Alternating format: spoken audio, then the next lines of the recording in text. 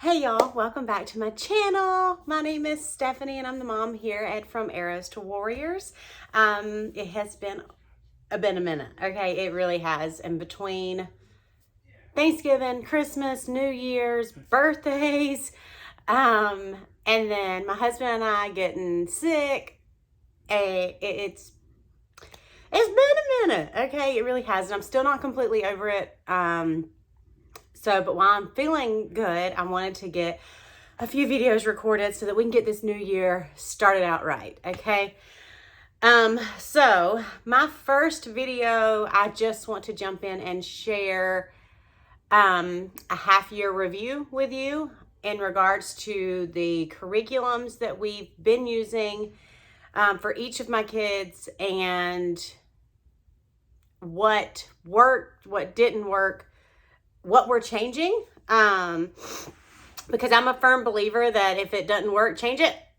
You don't have to keep doing it just because you started it and just because you bought it. You don't have to finish it. So I'm just going to go through and start with my oldest and go down through to my youngest and show you what we have, what we use, what I thought about it, and what we've changed with that particular child, because each of my kids are different. Each of them are taught differently and learn differently, so we do different things for each of them. And I'm gonna need my water, so that way I don't cough throughout this. All right, so starting with my oldest, she will be 11 this month. She is using Easy Peasy. She's in fifth grade, level 5. So she's using Easy Peasy for math and language arts. We love it. We absolutely love it. She likes that she can just sit down and do it. It's quick, it's easy, it's to the point. Now I do add in additional reading for her, as well as writing. We really are working on her handwriting and actual writing papers to make sure she is getting the punctuation and the grammar correct. So that's what we're working on with her. Nothing's changing. I absolutely love what we're doing with her. And like I said, easy peasy. It's a very cheap curriculum and just straight to the point. It's amazing. All right. And then for my oldest son, he just turned 7 in December and he is in 1st grade. So he's doing level 1 of the Good and the Beautiful language arts. Love it. It is just a dramatic shift watching him learn to read once we started using the Good and the Beautiful versus when we were what we were using previously. It just did not challenge him enough.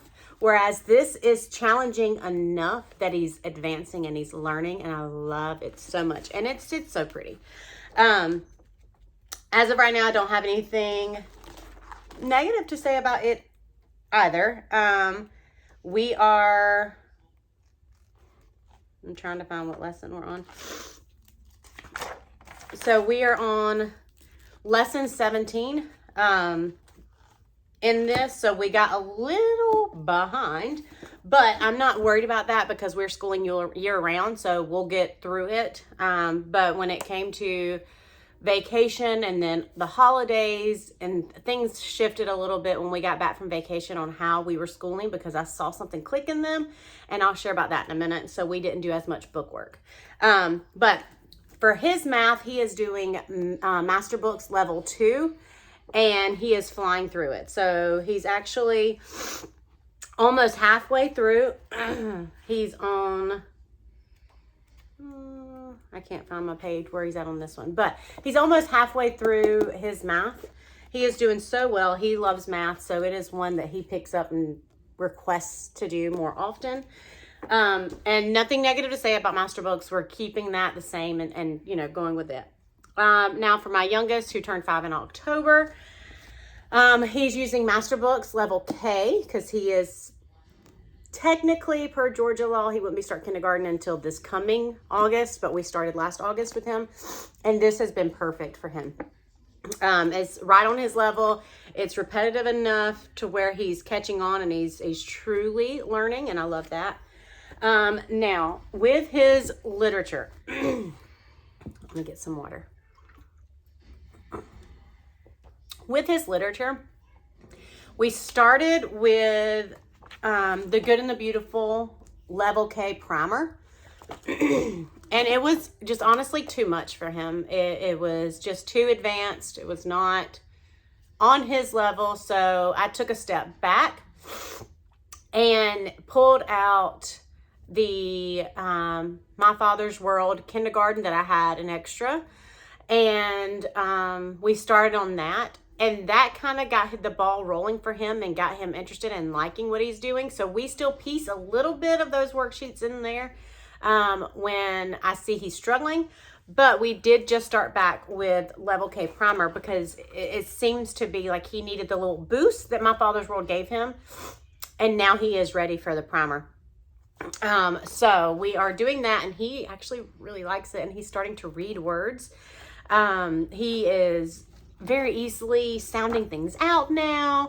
I mean, it's very, very helpful. He's doing very well now with it and the transition between the two.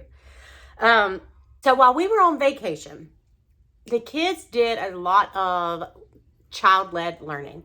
They asked questions. We looked it up. They were reading maps. They were reading magazines about where we were.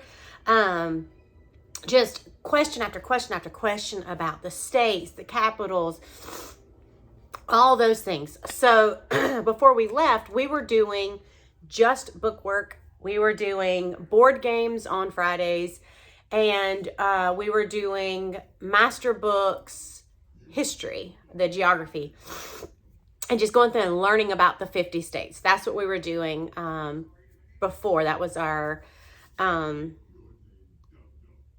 what's my word? I can't think. I told you I'm still not feeling great.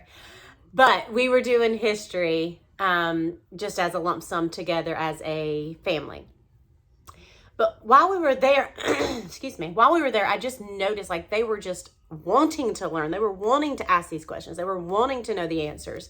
So when we got back, I just kind of let that flow. Like when we came back, they were journaling. They were writing about where we went, what we did, what they bought, what their favorite part was, writing about what a geyser is, drawing a volcano, and just drawing basins and then all the animals. And they just really deep dove into that. And so I just let it flow. And so for about 3 weeks after we got back, that is all we did. We reminisced and we learned about Montana and Yellowstone and the Grand Tetons and Glacier National Park. And we just kept diving deeper and deeper and deeper about what animals are there. Why are they there? The huckleberries, why did we love them so much? And what are they? And why are they mainly in the mountainous areas? Why are they hard to grow commercially? Like we dove into those things and skipped the book work.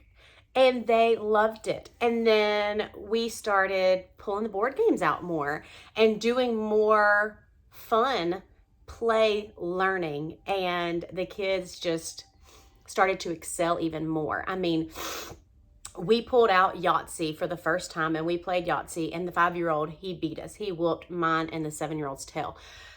But during the game of Yahtzee, I had a moment to where Cayman, my 7-year-old, he looked at me and he was like, you know, he was adding the dice to give me the answer to what he was putting on his pad.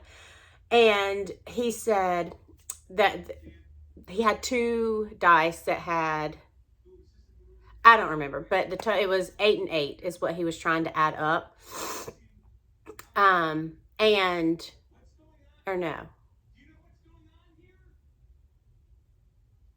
Yeah, it was 8 and 8. And what he was doing, sorry, I'm telling you, the fog is real.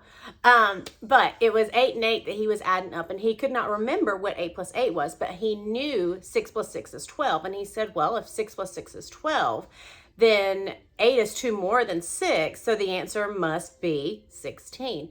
And he threw that together because he knew that it was 2 more and how he needed to adjust to get there. And so by us just playing games and allowing them to lead me in the direction that they want to go, I have seen just such a leap in their want for schooling, their enjoyment of schooling. And I mean, we already love playing board games. And so we play Uno for Christmas. We got Skip Bo in Phase 10. And we got Monopoly. And so we're going to start just throwing in more games. And I'm going to make it a goal to start buying a new board game every other month that is educational that we don't have. And we have a lot of board games, so I'm gonna have to do some digging to find something we don't already have.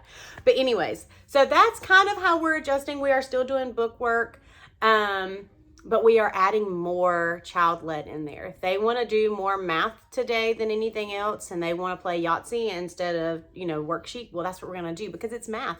They're having to add, they're subtracting, they're finding pairs, they're matching, and it's a lot of fun, and they're enjoying it. So that is my half-year review on all the curriculums and all of our school year so far.